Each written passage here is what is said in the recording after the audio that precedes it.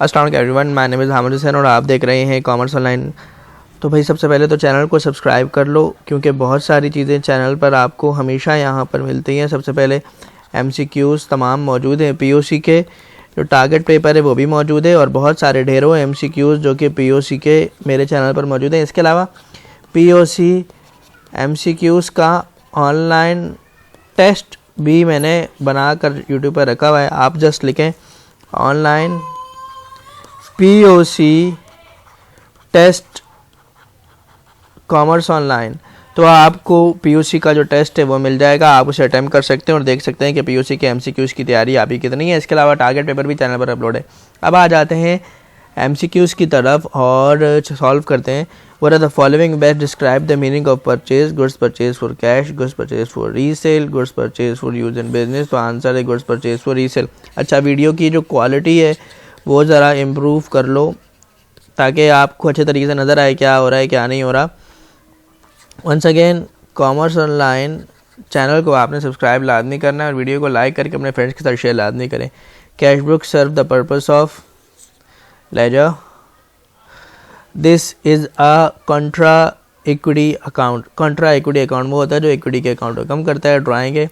Credit note issue by business will be entered in sales return account या sales return journal, basically the right answer है। हम लोग sales return journal में इसको लिखते हैं। Example of accrued expense includes accrued expense, ठीक है। दैट मीन्स कि आपने जो है काम अभी जो है कर लिया, एक्सपेंस हो गया है, अदा करना अभी बाकी है, तो that will be salaries payable, ठीक है। अक्रूड को आउटस्टैंडिंग भी बोलते हैं, याद रखना। Then the term imprest system is concern with petty cash book. Next है interest earn but not yet receive, ठीक है। Interest earn but not yet received जो है हमारे पास होता है इंटरेस्ट अर्न अक्रूड इनकम, ठीक है।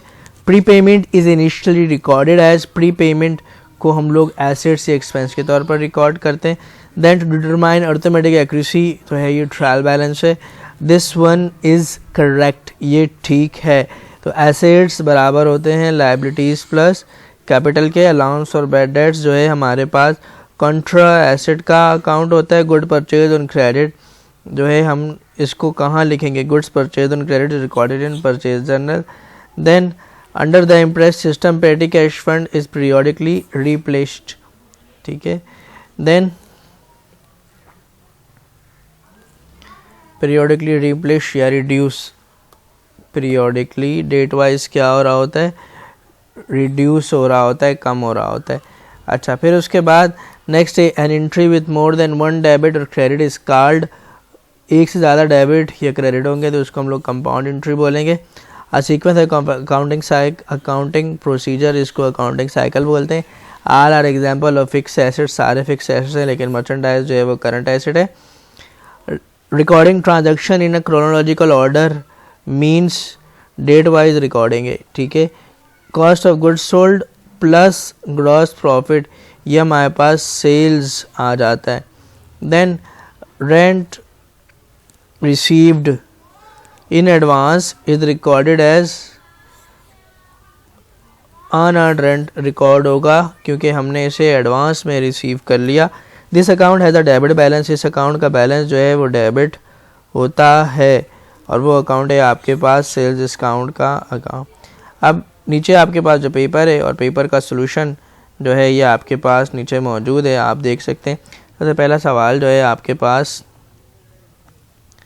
आपको यहाँ जो है सारे अकाउंट्स को क्या करना था, सीक्वेंस में लिखना था, प्रॉपर सीक्वेंस में ट्रायल बैलेंस में लिखना था। तो उसका आंसर आपके पास यहाँ मौजूद है। ये मैंने सबसे पहले हेडिंग देनी है एसएन को स्पेसिफाई, उसके बाद आपने कैश अकाउंट रिसीवेबल लिखना है, prepaid insurance, delivery equipment, account payable, notes payable, salaries payable, capital drawing, service revenue, gas oil, और ये तमाम लिखने के बाद आपके टोटल है वो ये आ रहा था।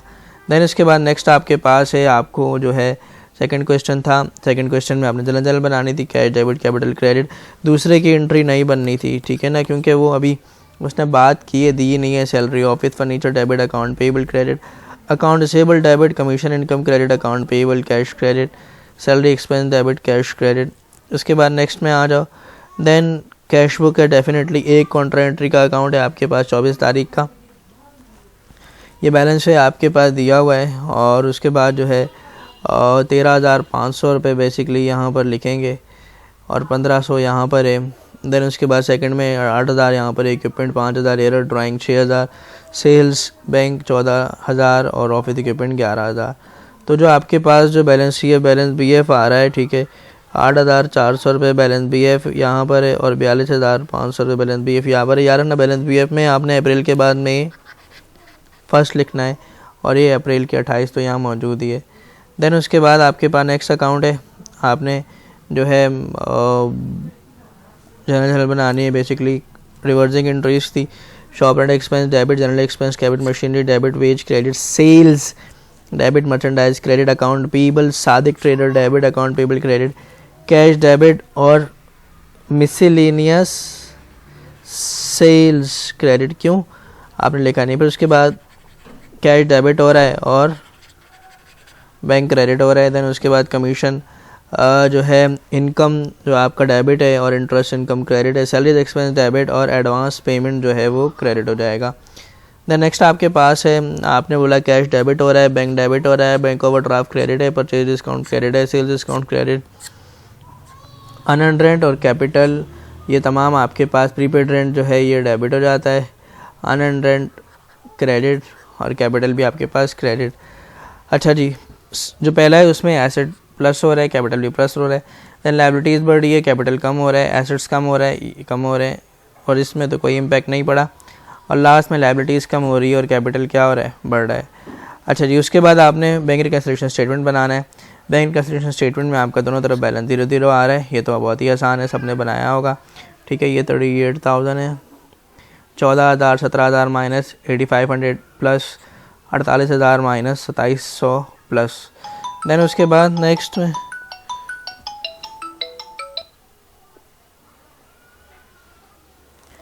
में उसके बाद आपके पास डेबिटेशन एक्सपेंस है, अनअर्न्ड रेंट है, इंटरेस्ट, ये आपने जो है एडजस्टिंग एंट्री बनाई है।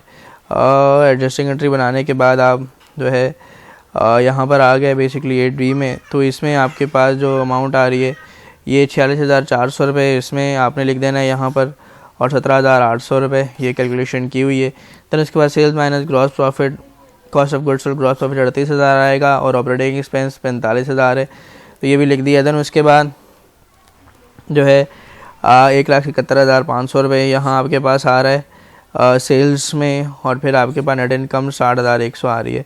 तो ये अमाउंट है जो कि ऑलरेडी मेंशन है यहाँ पर, आप देख सकते हैं।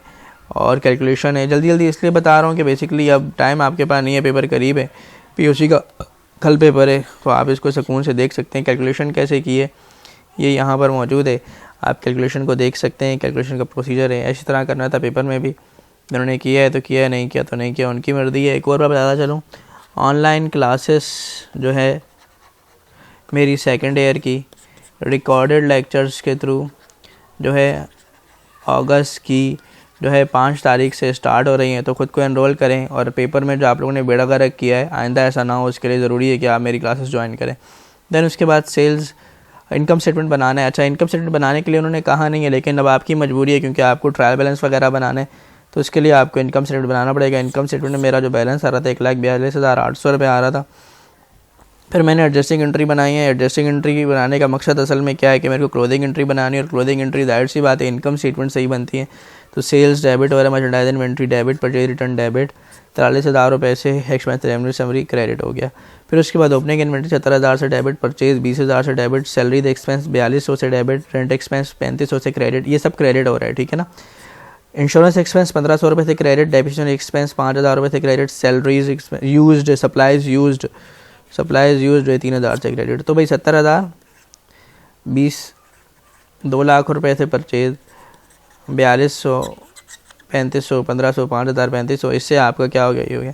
देन उसके बाद एक्सपेंस रेवेन्यू समरी डेबिट और नेट इनकम क्रेडिट, या आपने नेट इनकम को ट्रांसफर कर दिया एक्सपेंस रेवेन्यू समरी अकाउंट में, ये क्लोथिंग एंट्री बन गई है। एक और एंट्री बनाना चाहो तो बना सकते हो, इसमें कैपिटल, नेट इनकम डेबिट और कैपिटल क्रेडिट। तो 1,42,800 रुपये से ये भी बन जाएगी।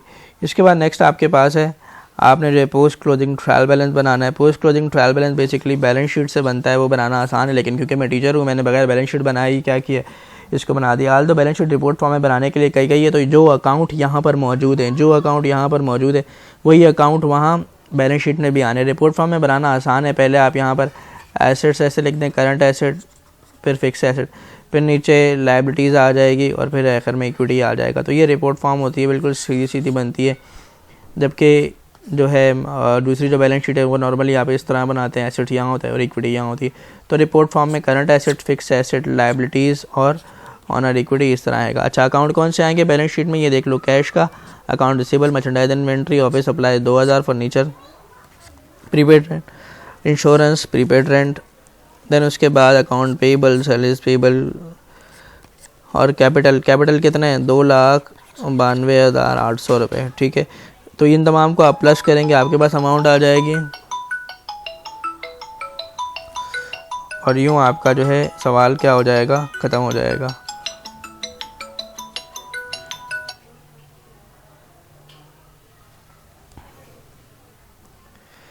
अब आपने यहाँ पर फिर काजी ट्रेडर्स जो है उसका आप बना रहे हैं और एडजस्टेड ट्रायल बैलेंस बनाना। 48,000 यहाँ है, 1,40,000 यहाँ के, 17,000 यहाँ के, 2 लाख यहाँ है। ये अमाउंट आपकी सारी की सारी जो है इधर आ रही है इस तरह से, ये आप लिख लेंगे और यूँ आपके पास जो है 1,500 रुपये इंश्योरेंस एक्सपेंस, डेप्रिसिएशन एक्सपेंस 50,000, 5,000, 7,000, तो वही एडजस्टमेंट वाली अमाउंट है वो आपने यहाँ लिखी है और वही अमाउंट जब यहाँ आ जाएगी टोटल आपके पास 6,08,400 रुपये आ रहा है। ठीक है, तो यहाँ देख सकते हो, यहाँ पहले आपने एडजस्टेड ट्रायल बैलेंस बनाने के लिए पहले सारे का सारा जो ट्रायल बैलेंस है वो आपने जो आपको सवाल में दिया हुआ है वो आपने उतार दिया। उसके बाद एडजस्टमेंट के अकाउंट को आपने यहाँ एडजस्टेड ट्रायल बैलेंस की हेडिंग डाली और डेबिट क्रेडिट लिखने के बाद एडजस्टेड के सारे अमाउंट को आपने यहाँ लिख दिया है। ठीक है, अच्छा, अगर आपको ये पिक्स में चाहिए सब चीज़ें तो मेरा पेज है कॉमर्स ऑनलाइन, उस पेज पर फेसबुक के पेज पर ये तमाम पिक्स अपलोड हैं, आप वहाँ से देख सकते हैं और इसको कंफर्म कर सकते हैं। अपना बहुत ख्याल रखिएगा। टिल देन, अल्लाह हाफिज़।